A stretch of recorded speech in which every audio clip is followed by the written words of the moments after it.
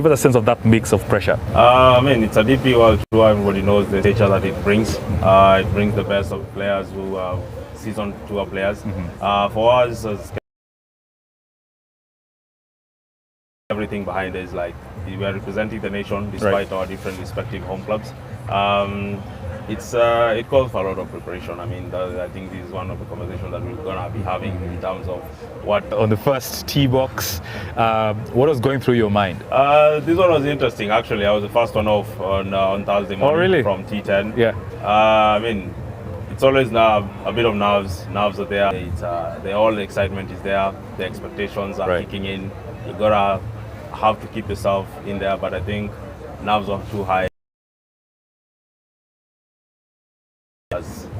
Each other. I mean, obviously these are your competitors, but also these are people that you admire, you've watched, whose game you know. So how is that? I mean, walking from he won 2 weeks back in Challenge Tour in Cape Town. Quite engaging. We had very interesting conversation. I mean, like I told you, after the 6 holes I got to settle, and I at least gave him quite going well. It's only that I had a bit of a cold putter going in, just missing out a bit of the lines, and just couldn't keep it together on this kind of a competition. You know, you make it sound so easy, you know, like the cold putter and whatnot. But let me bring in Ronald. Ronald, obviously, this is a fantastic tournament. Just give us a sense of what goes behind putting up such a stage and hosting an event of this magnitude. All right. Thank you, Bonnie. And first to give it to Muthaiga Golf Club. I'd like first to thank them for the amount of preparations they've had to do to have this course at the standards that it is at. What many people might not understand is that even from a DP, talking about that, the Kikuyu grass, the Kikuyu grass, the famous one. Right. Yeah. Yes. So there's a lot of preparation that goes into it, and I can tell even when you go to the rough, it's not the normal rough. In terms of course preparation, making sure that the tees. As you know, closer to the tournament, we close some tees to make sure there is nobody playing on those pro tees, so that at least they have all the correct help from the village in terms of preparation, also on the course, off the course, what we have as our suppliers. But more importantly, also when it comes to TV, you know, this tournament is now each T-shirt, so you've got a lot of people watching this, but I can tell you, we have got cable laid all through the whole of the 18-hole course. So you can imagine that preparation, 2 weeks, these guys coming in advance. So now we've got the first, second 9 on that side and the first 9 on this side. We'll have like over 70 golf buggies coming in. It's secure. We've got the players coming in advance. As you know, we also have the Pro-Am that happens on the Wednesday just before the tournament.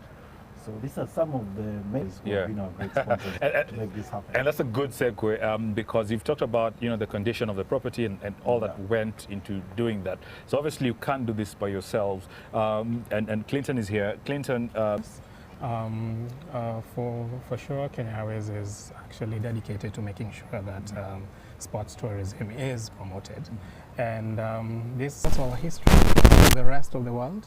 And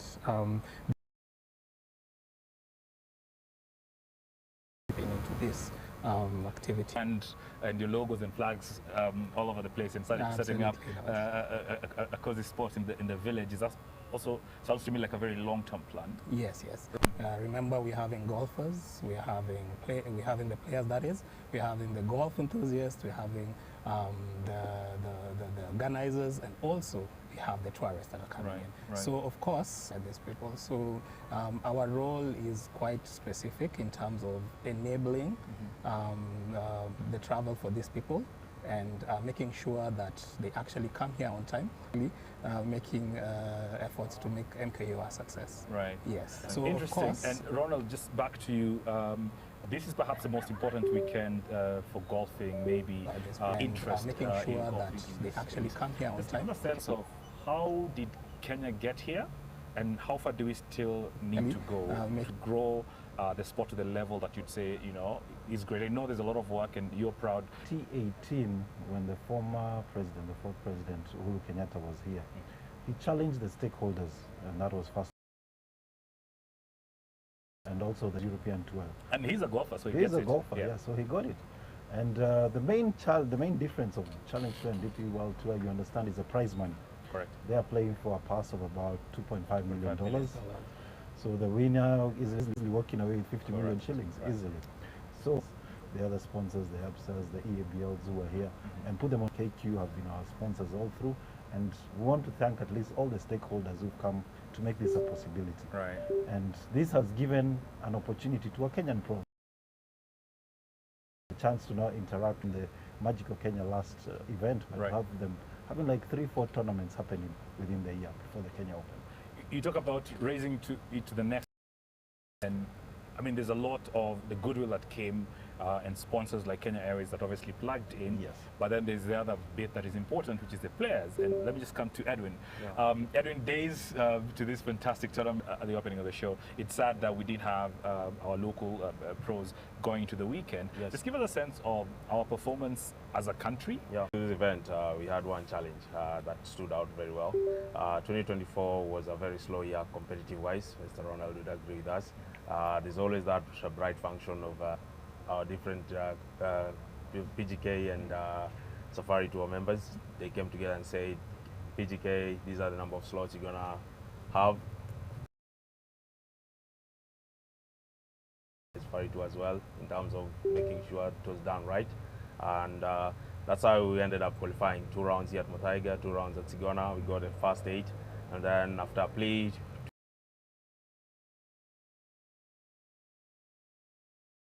together with the DP World Tour, and they also gave us another 5. So it was upon us to also have a qualifying round. Right. For all fairness, the guys who were to be on form to come in and join the first 8. Obviously, MKO is coming up in February, March. Yeah. It's maybe 8 months earlier. Yeah. What from you as a Sean was missing locally. Some of us had to fly out to West Africa to play other national opens, talk of Cote d'Ivoire, Nigeria Open, Chifi Kenya Classic, which is still in Nigeria, Gabon, the Mwanda Classic. So we've really tried to push ourselves to this, and they could benefit from it. So every year we get invited to those events. Right. So Clinton, every time, and I've watched a couple of just give us a sense of where you see it as a sponsor. What do you see as your role in getting athletes like Edwin ready? Been going. Kenya Airways has been a consistent sponsor for MKO. So being the official, they are like the players, the golfers, the sports enthusiasts to come in and be able to celebrate and actually enjoy the entertainment. But then again, worth to note is our sponsorship comes in kind. So this means that to some extent, we may be able to address those gaps, but also to some extent, we in-kind sponsorship. Right. But where we are not able to, of course, then we go back to the drawing board. But as it stands now, we are currently sponsoring in kind, and we know that this goes and at the Kenya Airways Village, and I'm joined by fantastic people who himself.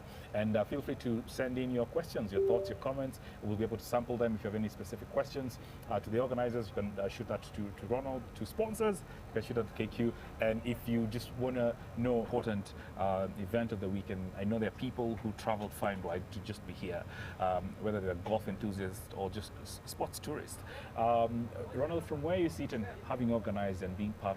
I would not say it is real frustration. It's just challenges. They're there. There are a few challenges, as you had. And one is just to speak to what Edwin was talking about. I'll just paint a picture. As you had, we've got a lot of sponsors. They come in different elements. I like what Kenya Airways does. They give us their flights in kind and all. But you see, for the pros to play, they have to have a prize. Even any stakeholder who's out there who wants to grow this game, it starts from you in terms of seeing how do we come and support our local pros. Put in some money that will support. You heard him talking about the nerves. The only way to kill those nerves is he plays in Germany, gets to see these guys. When he comes here, it's not a surprise. It's not a shocker. So it's like a... I knew that one was coming.